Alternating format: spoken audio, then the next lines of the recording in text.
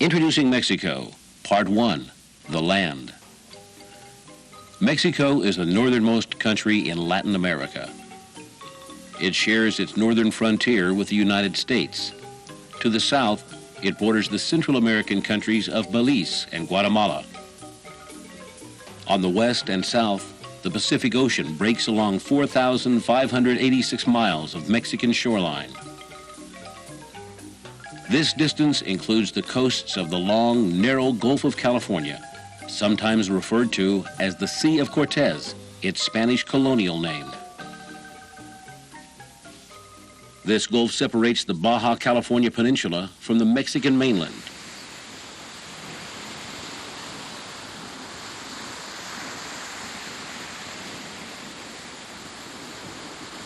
The Gulf of Mexico and the Caribbean Sea wash the country's eastern shores. Mexico's political subdivisions include 31 states and a federal district.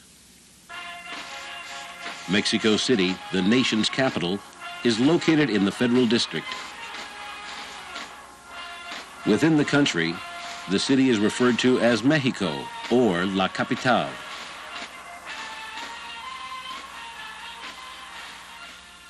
The Mexican landscape is marked by great diversity.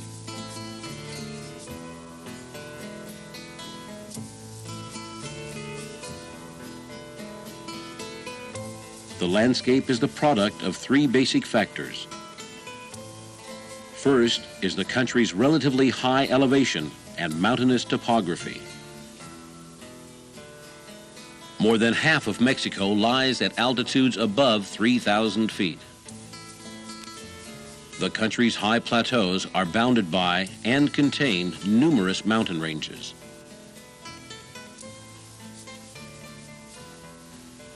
A second factor is Mexico's subtropical to tropical location astride the Tropic of Cancer. North of the Tropic of Cancer, the dry, descending air of the subtropical horse latitudes creates desert conditions. Precipitation increases southward, with most rain falling during a summer rainy season. Most of tropical Mexico experiences a fairly long winter dry season. The wettest areas are the southeast lowlands and east-facing mountain slopes near the Gulf Coast, where rain falls throughout most of the year. Temperature differences between winter and summer are greatest in the north, decreasing gradually toward the south. Centuries of human activity have also affected the Mexican landscape. Thousands of years ago, native Mexicans developed agriculture based on maize and other domesticated plants. The primeval landscape was radically altered as agriculture replaced hunting and gathering as the main source of human subsistence. Ruins of cities built between about 400 BC and 1500 AD still stand as monuments to Mexico's pre-Columbian civilizations. 16th century Spanish conquerors and colonists made additional changes to the landscape when they introduced their own agricultural systems and their domesticated animals.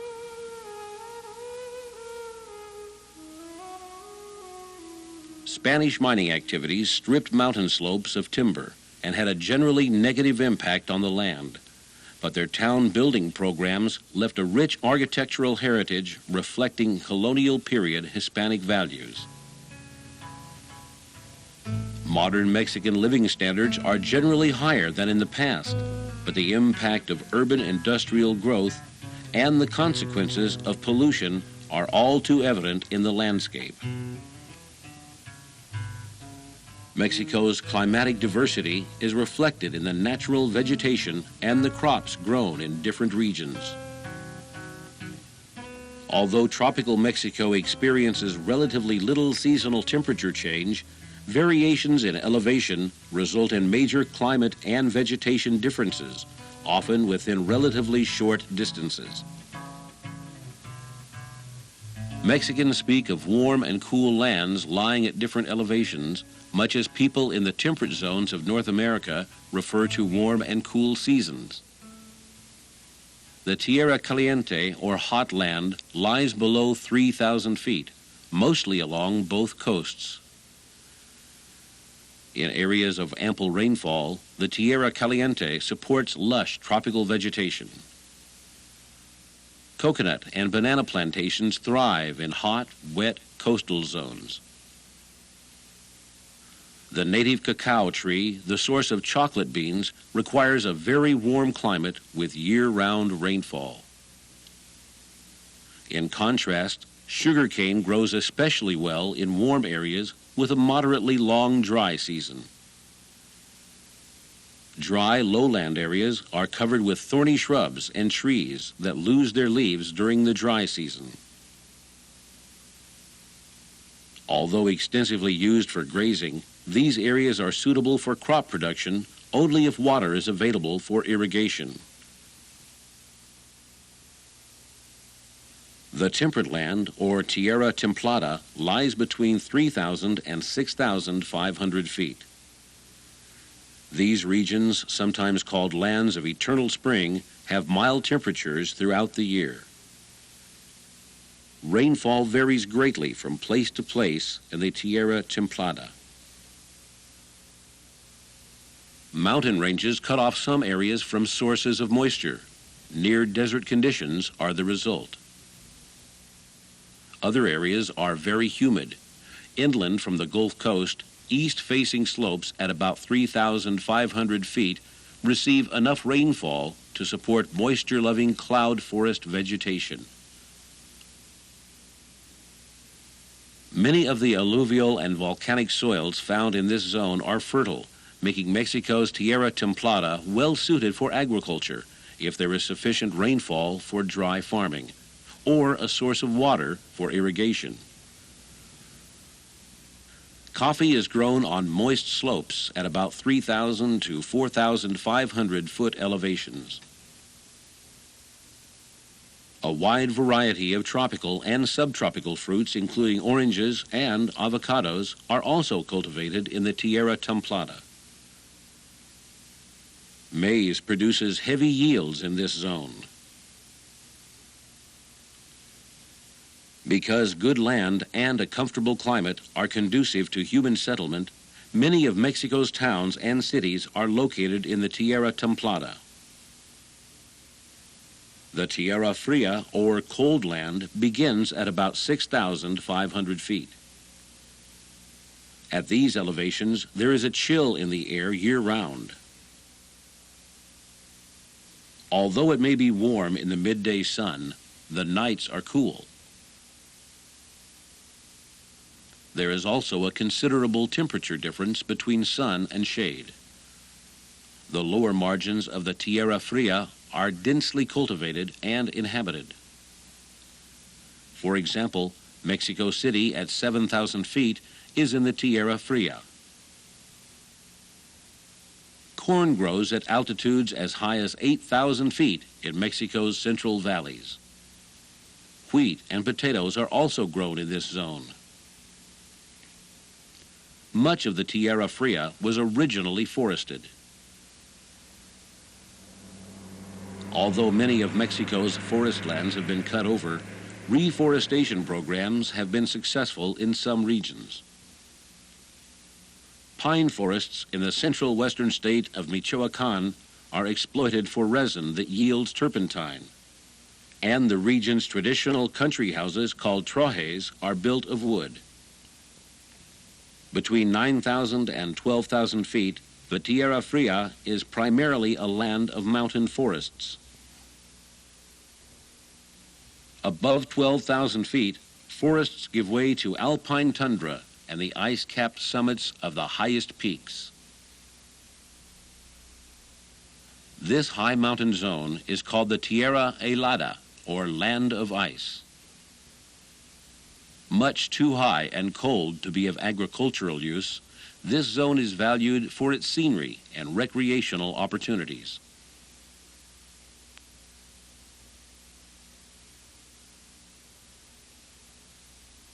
Mexico's mountain chains divide the country into a series of physiographic or landform regions, each with its special characteristics. The country's broad northern and central section, tableland. This Mexican plateau is bounded by two branches of the Sierra Madre. The western range, known as the Sierra Madre Occidental, descends to palm-fringed Pacific beaches. In some places, as at the resort city of Puerto Vallarta, the mountains drop abruptly into the sea. Elsewhere, a narrow strip of level land lies between the shore and the Sierras. Once largely isolated from the rest of the country, Mexico's Pacific shores have profited from the recent development of tourism.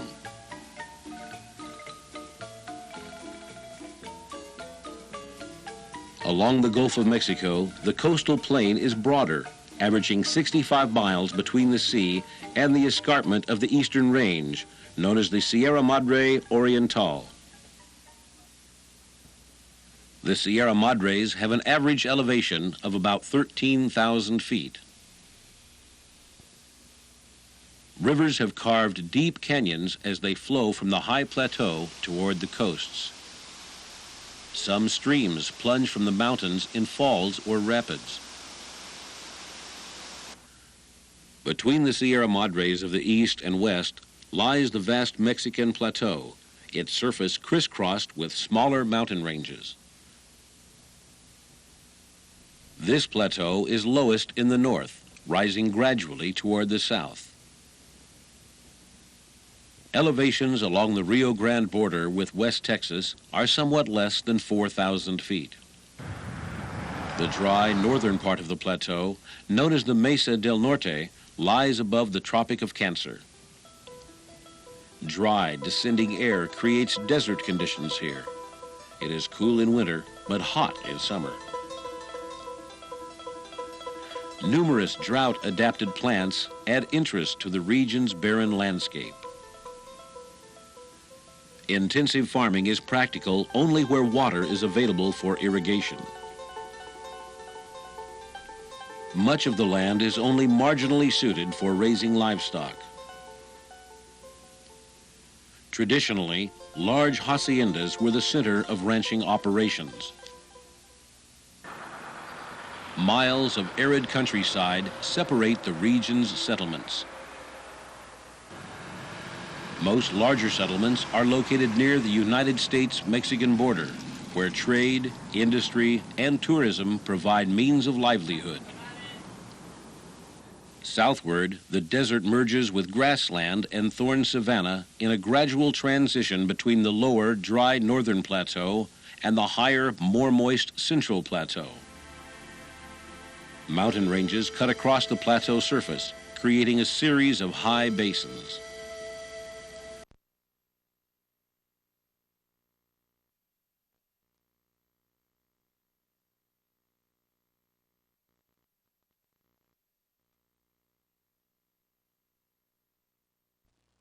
Several of the basins in west central Mexico contain large, shallow lakes that moderate the climate of surrounding areas and provide a habitat for fish and wildlife.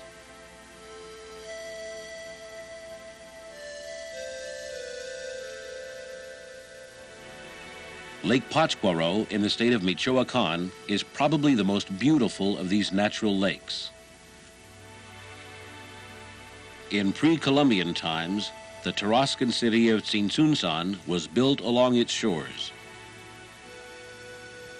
Mexico's largest inland water body is Lake Chapala, located near Guadalajara in the state of Jalisco.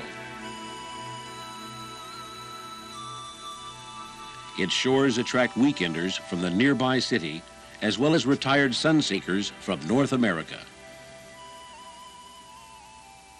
Unfortunately, the waters of Chapala and other natural lakes have receded drastically in recent years because the streams that feed them have been diverted for irrigation and urban water supplies.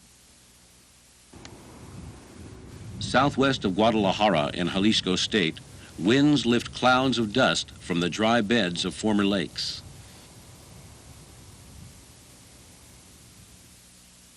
Much of Mexico's best farmland lies in the centrally located El Bajío, a fertile area drained by the Rio Lerma and its tributaries. Water from the Lerma drainage is stored in reservoirs and used to irrigate the good Bajío soils. The region is dotted with farm villages and larger agriculturally oriented towns. Mountains surrounding the Bajío are rich in minerals. Mining towns such as Guanajuato were founded by Spanish colonists in the 16th and 17th centuries.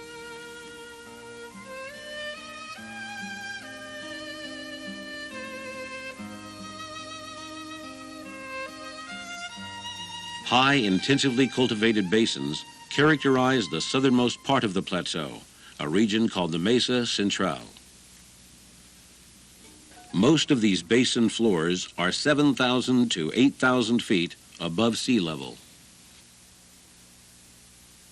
These basins include the Valley of Mexico, which is nearly filled with Mexico City and its suburbs, the Valley of Puebla toward the southeast, and the Valley of Toluca toward the west. South of the Valley of Mexico lies the Valley of Morelos. Here the climate is moderated by elevations of only 4,000 to 5,000 feet. The Mesa Central has been the most densely populated part of Mexico since pre-Spanish times. Teotihuacan, in a northern arm of the Valley of Mexico, was one of the largest cities in the world in the 6th century A.D. Nearby, the Aztec capital of Tenochtitlan was a major metropolitan center when it was conquered by the Spaniards in the 16th century. Tenochtitlan stood on an island in Lake Texcoco, the waters of which once filled much of the valley. Today, the only remnants of the lake are the canals of Xochimilco in the suburbs of Mexico City.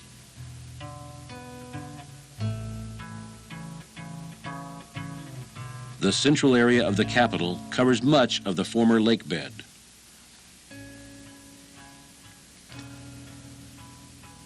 The southern edge of the Mesa Central is marked by a line of huge volcanic peaks that cross the country from east to west. This is the Great Transvolcanic Belt. The highest peak is Mount Orizaba, also known as Citlaltépetl, the mountain of the morning star. This great volcano rises 18,700 feet from the Gulf coastal plain west of Veracruz. Further west, Malinche volcano bears the name of an Aztec woman who became the mistress of the Spanish conqueror Hernán Cortés. Popocatépetl and Iztaccíhuatl are Mexico's most famous volcanoes. According to legend, these mountains represent an Indian prince guarding his beloved sleeping princess. Colima volcano and the Nevada de Colima are the westernmost of the high volcanic peaks. The earth still rumbles along the transvolcanic belt. A new volcano, Pericotin, was born in a Michoacan cornfield in 1943. Numerous other volcanic features provide evidence for recent mountain building activity in the highlands of Michoacan and Jalisco states. Earthquakes, such as the shock that caused devastation in Mexico City in 1985, remain a constant threat throughout this region. South of the transvolcanic belt, the Mexican landscape becomes a jumbled heap of rounded mountains interspersed with small valleys. This region is known as the Mixteca. In these southern lands, higher elevations, which receive the most rainfall, still support some forest cover. Dry pockets, decorated with cactus forests, are found in the rain shadow of mountain ranges. Amid southern Mexico's jumbled ranges and valleys lies the broad, inviting valley of Oaxaca, This valley, which has attracted humans for centuries, is filled with Indian temples and Spanish colonial churches.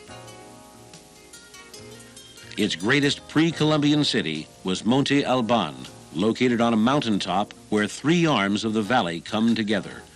The view from ruins of the ancient site includes modern Oaxaca, a pleasant Tierra Templada city of about 250,000 people. Eastward, on the Gulf Coast, lies Veracruz, Mexico's principal port. South of the city, the Gulf coastal plain broadens into a marshy lowland. Along the Papaloapam River in southern Veracruz state, a major flood control program has opened rich alluvial lands to cultivation. These lowlands are interrupted by the moderate heights of the volcanic Tustla Mountains. Here, circular Lake Catimaco fills a caldera left centuries ago by an exploding volcano. South of Veracruz and Oaxaca, Mexico narrows into the Isthmus of Tehuantepec. This neck of land was once considered as a site for a canal linking the Gulf of Mexico with the Pacific. The mountainous state of Chiapas lies beyond the isthmus. The ruins of the ancient Mayan city of Palenque nestle in the foothills of the Chiapas Ranges. The view from here is across the low coastal plains of Tabasco. Fishing and oil provide a livelihood in Tabasco. Most of the region's rain-swollen rivers drain into the Grijalva. This river system is among the few Mexican waterways that can be navigated for a considerable distance inland. The Yucatan Peninsula juts northward from Mexico's southeastern extremities, partly enclosing the Gulf of Mexico and separating it from the Caribbean Sea. The flat limestone Yucatecan landscape is quite different from the rest of Mexico in both topography and culture. The region's ancient Mayan heritage is evident in ruined cities such as Uxmal and Chichen Itza. Modern settlements are concentrated in the northern part of the peninsula, especially in the city of Merida and its surrounding area. Because surface drainage is poor in Yucatan, people have traditionally settled near cenotes, which are water-filled sinkholes in the limestone. Hacienda-based agriculture dates to colonial times in the western part of Yucatan. Low forests still cover extensive areas in sparsely populated Quintana Roo state. Swamps and jungles kept Yucatan relatively isolated from the rest of Mexico until highways were built in the 1960s and 70s. Beautiful beaches and dramatic Mayan ruins attract tourists from elsewhere in Mexico and other parts of the world. Here, as elsewhere in Mexico, tourism, urbanization, the modernization of agriculture, and other late 20th century developments have left their marks on the evolving landscape.